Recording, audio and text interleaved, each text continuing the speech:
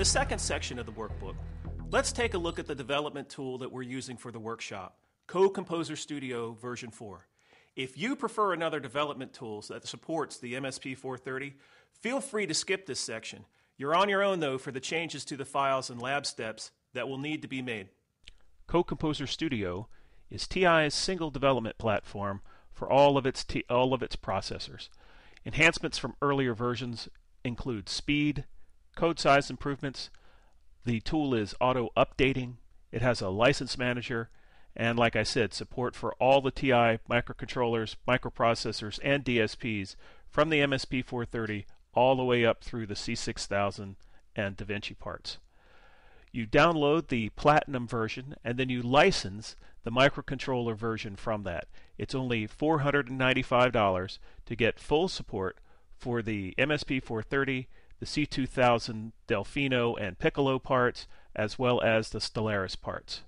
Since you're going to be working with the value line parts, it might pay to go with the free 16K limited edition of the tool.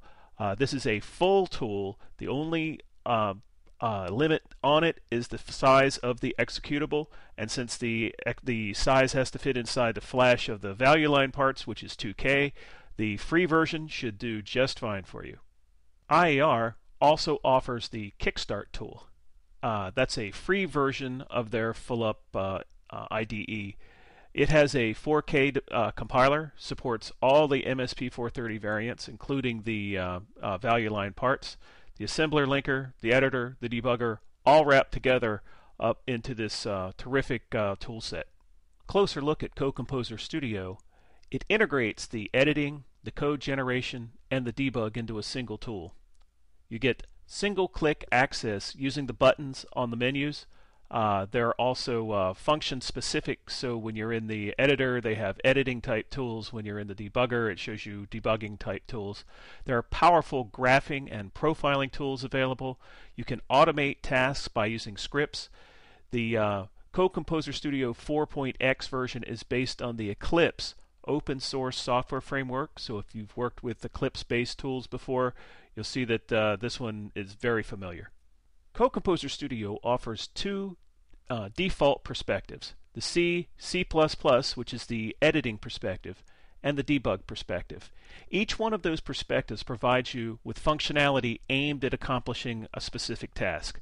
In the C, C++ perspective, those are the views that you're going to need during code development. The project window, the editor window, any of the other windows that help you work with the code. In the debug perspective, it displays the views that you're going to need for debugging. The menus and toolbars, watch, memory windows, and so on. You can set breakpoints and such inside the debug perspective. You can save as many perspectives as you like, customize the screen, and save those perspectives so that there'll be a button in the upper right-hand corner of your screen that you can switch between your own custom perspectives as well as these two default ones. Code Composer 4 projects contain a list of files, the C or assembly files in there for the source, the libraries and linker command files that you put together in your project to build your executable output. These files are links to the files. They're not the actual files copied into some intermediate workspace. The project settings are also included in there, any of the build options for the compiler, the linker, the assembler, and so on, and any of the build configurations, whether you're using debug or you're using an optimizer to generate your output file. When you create a new Code Composer project, you go up under the menu, File, New, CCS Project, and the new CCS project window will appear. Here you can pick the project name as well as the location that you're going to put the workspace project files in.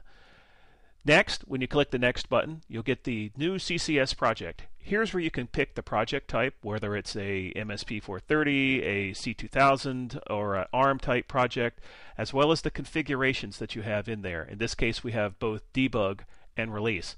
In a lot of cases, debug is the non-optimized version. The release is an optimized version. We're not going to be using the optimizer here, so both of them are pretty much the same. all of our output files will end up in a debug folder. So, and if you need to look for the output files, that's where they'll be. When you click Next again, there's some additional project settings. If you have referenced projects or an indexer to do any inter-project dependencies, we don't have any of those in these projects. Finally, when you click Next the last time and you ask for what the output type is, you can choose between executable. There's a number of different ways, libraries, output types as executables. You pick the specific device variant. You can select different code generation tools if you like. If you have your own linker command file, you can select that, or in this case, since the memory map of the 2231 is pretty much fixed, you can just go with the one that we supply for you.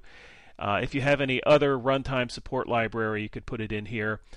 For us, we just go with the standards. We pick the device variant. We're not telling it's assembly only, and we click Finish, and we're ready to create a new project.